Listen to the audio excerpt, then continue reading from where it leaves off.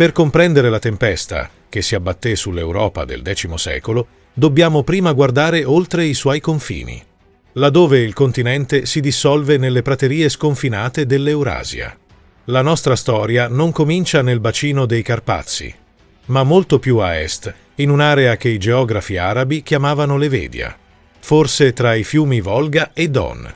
Qui, per secoli, visse un'alleanza tribale chiamata Et Magyar, i Sette Magiari. Contrariamente a quanto si possa pensare, non erano un popolo omogeneo.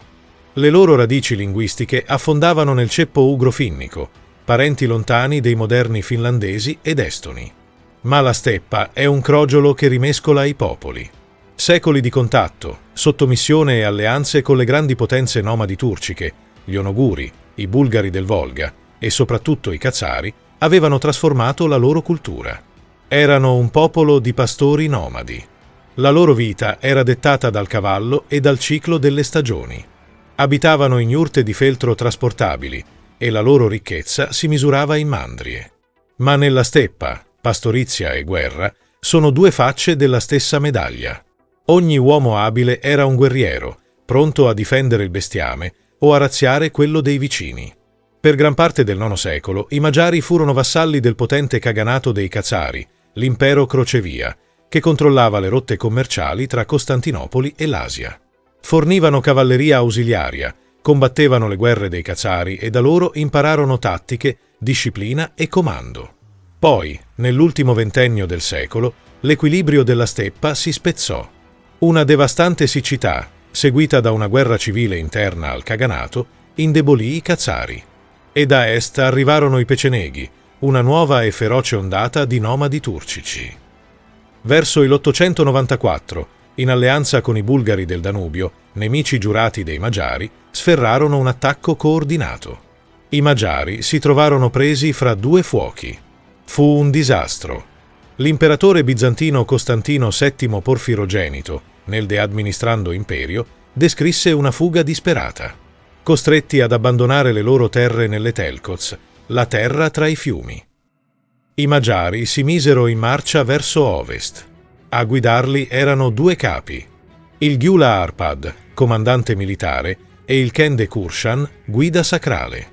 Insieme ai 7 clan Magiari e a 3 tribù cabare, dissidenti khazari unitesi a loro attraversarono, nell'inverno dell'895, i passi innevati dei Carpazi. Non stavano entrando in un territorio vuoto.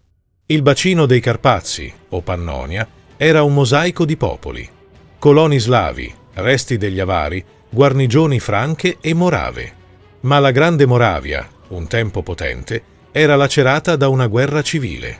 E i Franchi erano distratti dalle incursioni vichinghe. L'arrivo dei Magiari fu rapido e spietato.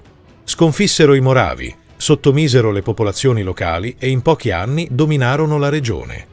Questa fu, la Onfoglalas, la conquista della patria. Ma la terra che avevano conquistato, sebbene fertile, non era la steppa aperta. Non poteva sostenere a lungo il loro stile di vita, basato sulla pastorizia e sulle razzie stagionali. I Magiari si trovarono su un'isola di prateria, circondati da regni stanziali e ricchi. Non impiegarono molto a capire che la loro nuova casa non era soltanto una fortezza, ma un trampolino di lancio. L'Europa, frammentata e divisa dopo il crollo dell'impero di Carlo Magno, era lì, a portata di cavallo. E loro erano appena arrivati.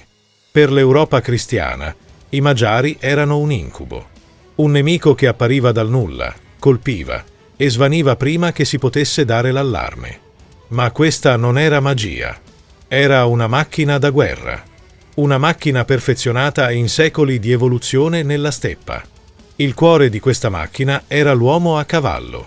Ogni magiaro, come scrisse il cronista Regino di Prum, non era abituato a camminare. La loro vita era la sella, e i loro cavalli non erano i pesanti destrieri da carica europei. Erano agili, resistenti, allevati per sopportare la fame e le lunghe distanze. Ogni guerriero portava con sé una mandria di riserva, cambiando cavalcatura per mantenere una velocità implacabile. Il secondo elemento era l'arma che definiva il nomade, l'arco composito. Non un semplice pezzo di legno, ma un capolavoro di ingegneria. Strati di corno, legno e tendine, incollati sotto enorme tensione. Richiedeva anni per essere costruito, ma solo un istante per uccidere. Era piccolo, perfetto per essere usato da cavallo, ma potentissimo. Le sue frecce a 3 piume, con punte di ferro, capaci di perforare cotte di maglia e scudi, avevano una gittata che terrorizzava i nemici. Ma l'arco, da solo, non bastava. Ciò che rese i Magiari davvero rivoluzionari fu la loro maestria della staffa. Sebbene non l'avessero inventata, ne compresero appieno il potenziale.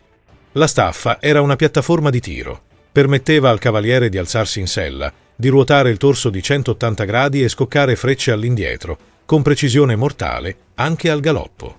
Questo era il colpo partico, un'eredità antica delle steppe. Sul campo di battaglia, i Magiari trasformavano la guerra in un balletto letale. Non cercavano mai lo scontro frontale. Non subito. Attaccavano con sciami di cavalleria leggera, tempestando il nemico di frecce per spezzarne la coesione. Poi, all'improvviso, simulavano una fuga disordinata. Per gli eserciti europei, pesanti e impazienti, era un'esca irresistibile. I cavalieri franchi o bavari rompevano i ranghi, gridando vittoria, inseguendo un nemico che credevano sconfitto. Ed era esattamente ciò che i Magiari volevano. Quando la linea nemica si allungava, quando i cavalli pesanti erano esausti, i Magiari si voltavano. Ali di cavalleria nascoste emergevano dai fianchi. L'imboscata si chiudeva. La finta ritirata diventava un annientamento. Questa non era una semplice orda. Era un esercito disciplinato, organizzato in tumen, unità di circa 10.000 uomini. Un'eredità turco-mongola. Ogni segnale, ogni movimento era coordinato. La loro società intera era mobilitata per la guerra. Le Calando Zazok, le cavalcate, non erano scorrerie casuali. Erano spedizioni pianificate, con obiettivi, rotte e tributi da riscuotere. La guerra era la loro economia. E di fronte a questa macchina, l'Europa carolingia, lenta, divisa e impreparata, stava per imparare una lezione scritta col sangue. La conquista della patria era completa. Il bacino dei Carpazi era la loro fortezza e le sue porte si aprirono sull'Occidente. L'anno è l'899, appena 4 anni dopo la Onfoglalas. I cavalli magiari calpestano il suolo italiano. Chiamati come mercenari da Arnolfo di Carinzia nella sua lotta per il trono d'Italia, i Magiari imparano presto che è più redditizio combattere per se stessi. Attraversano le Alpi Giulie. Il re d'Italia, Berengario I, li affronta sul fiume Brenta. È la prima grande lezione per l'Europa. I Magiari, secondo il loro copione, fingono la ritirata. Berengario, sicuro della vittoria, ordina la carica. L'inseguimento disperde i suoi ranghi e i Magiari si voltano. È un massacro. L'Italia del Nord è indifesa. Vercelli viene saccheggiata. Pavia, la capitale del regno, paga un enorme tributo per essere risparmiata dalle fiamme. I predoni arrivano fino alle porte di Venezia, ma le loro cavalcature si fermano davanti alla laguna. Questo è solo l'inizio. Le Calando Zazok, le cavalcate, diventano un evento annuale, un rituale di terrore che segue il ritmo delle stagioni. Il bersaglio principale è il regno dei Franchi orientali, la futura Germania e soprattutto la Baviera. Nel 907, a Presburgo, l'odierna Bratislava, il margravio Liutpold di Baviera decide di annientare la minaccia alla radice. Raduna un esercito immenso, ma commette un errore fatale, sottovaluta il nemico. L'esercito bavarese viene circondato, intrappolato contro il Danubio. È la fine dell'elite militare tedesca. Liutpold stesso cade sul campo. Per la Baviera è un crollo. Per i Magiari una porta spalancata. Da quel momento la marea dilaga. Le incursioni non sono più semplici razzie di confine. Sono spedizioni in profondità, rapide e devastanti. Nel 915 la Sassonia viene messa a ferro e fuoco. Brema brucia. Nel 917 attaccano la Lotaringia e raggiungono l'Alsazia. Nel 919, dopo aver devastato ancora la Sassonia, penetrano in Borgogna.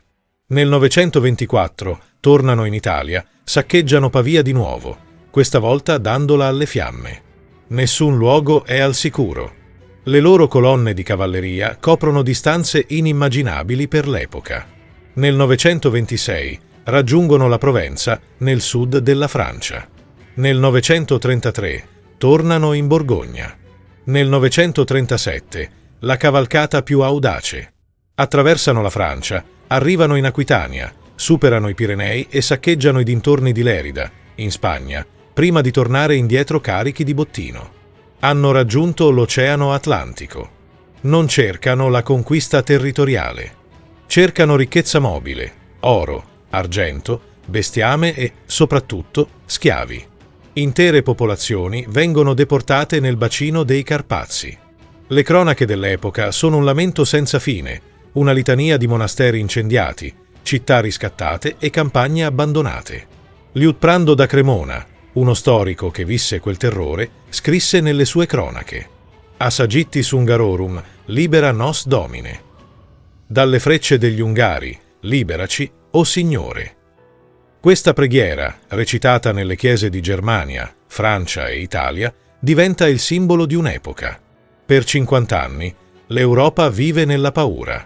Una paura che cavalca da est. Per mezzo secolo, l'Europa pregò. Ma le preghiere non fermano le frecce. I regni nati dalle rovine dell'impero di Carlo Magno erano frammentati, divisi da rivalità dinastiche, da guerre interne e confini fragili. E di fronte ai Magiari, questa debolezza divenne una condanna.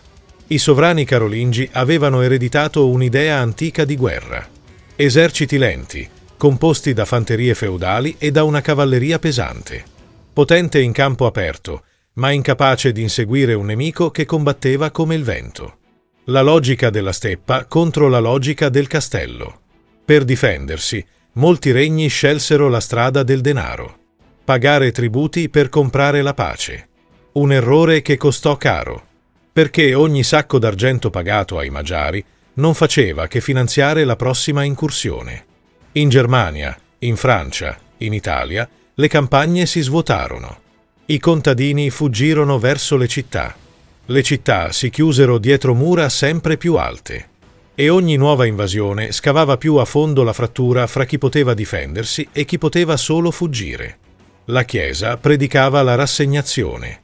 È la punizione di Dio, dicevano i vescovi. Ma in alcuni luoghi cominciò a nascere qualcosa di diverso. Una nuova idea di resistenza. Nel cuore della Germania, un duca osservava in silenzio, studiando il nemico, analizzandone i movimenti, imparando dalle sconfitte. Si chiamava Enrico e la sua arma non era la cavalleria pesante, ma la pazienza. Il duca Enrico di Sassonia, passato alla storia come Enrico l'Uccellatore, capì che non si poteva inseguire la tempesta, bisognava aspettarla dietro un muro. Fece fortificare le città di frontiera, costruì torri di vedetta, organizzò una milizia addestrata a muoversi rapidamente tra le roccaforti. Creò un sistema di difesa profondo, capace di assorbire l'urto e logorare il nemico. Nel 933, quando i Magiari tornarono a invadere la Sassonia, Enrico era pronto. Li attirò verso la pianura di Riade, dove, per la prima volta, un esercito europeo resistette senza fuggire. La vittoria non fu decisiva, ma fu la prima crepa nel mito dell'invincibilità delle steppe. L'Europa stava cambiando. L'età del terrore stava cedendo il passo a un nuovo ordine. E da quella difesa, da quel muro di ferro e volontà, sarebbe nato il martello destinato a spezzare l'orda. Un nome stava per emergere dalle nebbie del Sacro Romano Impero. Un nome che avrebbe cambiato per sempre la storia del continente. Ottone. Dopo decenni di paura, l'Europa trovò finalmente un uomo capace di rispondere al terrore delle steppe. Il suo nome era Ottone di Sassonia, figlio di Enrico l'Uccellatore, erede di un'idea nuova. Non più difendere, ma colpire. Ottone salì al trono di Germania nel 936. In un regno lacerato da ribellioni e invasioni, impose disciplina, centralizzò il potere e forgiò un esercito stabile, permanente, fedele alla corona. Fece della cavalleria pesante il suo pugno d'acciaio, ma ne cambiò la funzione, non più strumento di prestigio feudale, bensì arma coordinata, manovrata, disciplinata. Era la nascita del vero esercito imperiale. I Magiari, ignari di quanto il mondo stesse cambiando, tornarono all'attacco nel 955. Forse credevano che nulla fosse mutato. Stessi pascoli, stesse prede, stesse preghiere. Ma questa volta, ad attenderli, c'era un impero. A guidare la spedizione era Bulxu, uno dei più temuti capi magiari. Veterano di decine di Calando Zazok. Con migliaia di cavalieri attraversò il Danubio, devastò la Baviera e pose d'assedio Augsburg. Ottone rispose con una velocità che sorprese tutti. Richiamò i suoi duchi, unì le truppe di Franconia, Svevia e Sassonia e marciò verso sud. Il 10 agosto 955, presso il fiume Lech, le due armate si affrontarono. All'alba, i Magiari attaccarono per primi. Sciami di cavalleria leggera investirono i fianchi tedeschi, mentre la fanteria imperiale cercava di mantenere la linea. Le frecce oscurarono il cielo. Poi i Magiari simularono la ritirata, come sempre. Ma questa volta la trappola non funzionò. Ottone aveva previsto ogni mossa. Mantenne i suoi uomini compatti, mentre la cavalleria sassone, guidata dal figlio Ludolfo, aggirava il campo da nord. Quando i Magiari tentarono di tornare all'attacco, si trovarono presi fra due fuochi. La piana di Lechfeld si trasformò in un inferno di ferro e sangue. Le cronache raccontano che, per la prima volta, la cavalleria pesante europea resistette e contrattaccò in formazione serrata. La disciplina prevalse sulla velocità. La tattica sconfisse la furia. L'esercito magiaro fu annientato. Bulxu e gli altri capi catturati vennero impiccati come monito e i superstiti inseguiti fino al Danubio. La Calandozzas era finita. L'epoca della paura, conclusa. Da quella vittoria nacque qualcosa di più grande. Ottone fu incoronato imperatore del Sacro Romano Impero a Roma nel 962, ma il suo vero trono era stato forgiato nella pianura di Lechfeld, sui corpi dei predoni delle steppe. Quella giornata segnò la fine di un mondo. La steppa aveva incontrato il muro d'acciaio dell'Occidente e si era infranta. La sconfitta di Lechfeld fu più di una disfatta militare. Fu la fine di un'epoca. L'ultimo eco del nomadismo eurasiatico svanì nel cuore dell'Europa. I Magiari, un tempo temuti come demoni delle steppe, si ritrovarono improvvisamente soli. Le rotte di razzia erano chiuse, i capi più potenti impiccati, la fede nelle antiche tradizioni spezzata dalla sconfitta. Ma nella sconfitta nacque la rinascita. Il principe Geza, uno dei discendenti della dinastia di Arpad, capì che il futuro non era più nelle cavalcate, ma nella diplomazia e nella fede. Abbandonò le alleanze con i popoli nomadi, aprì i confini ai missionari latini e iniziò la trasformazione della sua gente. Quando morì, suo figlio Vaik, battezzato con il nome cristiano di Stefano, completò l'opera del padre. Nel Natale dell'anno 1000, la corona inviata da Papa Silvestro II giunse da Roma. Sulla pianura di Esztergom, Stefano fu incoronato primo re d'Ungheria. Il nomade era diventato sovrano. Il cavaliere delle steppe, custode della cristianità. Sotto il suo regno nacquero monasteri, città fortificate, leggi scritte. Le tribù divennero un popolo e il bacino dei Carpazi, un regno stabile e rispettato. L'Ungheria non fu più un confine. Divenne il ponte tra Oriente e Occidente. Così si chiuse il cerchio. Il popolo che aveva portato la guerra fino all'Atlantico divenne uno dei pilastri d'Europa. E la loro eredità, forgiata nel sangue, nella fede e nel tempo, ancora oggi definisce il cuore del continente. Questa è la storia dei Magiari, di come il vento delle steppe si fermò sulle sponde del Danubio, di come il flagello divenne un regno. Questo è Medioevo in guerra. E questa è la fine della cavalcata dei predoni delle steppe. Questo primo episodio inaugura la nuova serie Frontiere di Ferro. Ma non è tutto. Medioevo in guerra si evolve e da oggi si struttura in 3 grandi serie storiche per esplorare ogni aspetto del conflitto. Frontiere di Ferro, dove analizzeremo le guerre per la sopravvivenza tra civiltà. Imperi in guerra, dedicata alle strategie, alle conquiste e ai crolli dei grandi imperi. Il lato oscuro del Medioevo, per gli intrighi, i complotti e le lotte di potere. Se amate la storia approfondita, questo è il momento migliore per iscriversi al canale e attivare la campanella. Le più grandi storie del Medioevo sono appena iniziate. E ora, aspetto la vostra opinione nei commenti. Grazie per aver visto il video fino alla fine. Ci vediamo al prossimo racconto.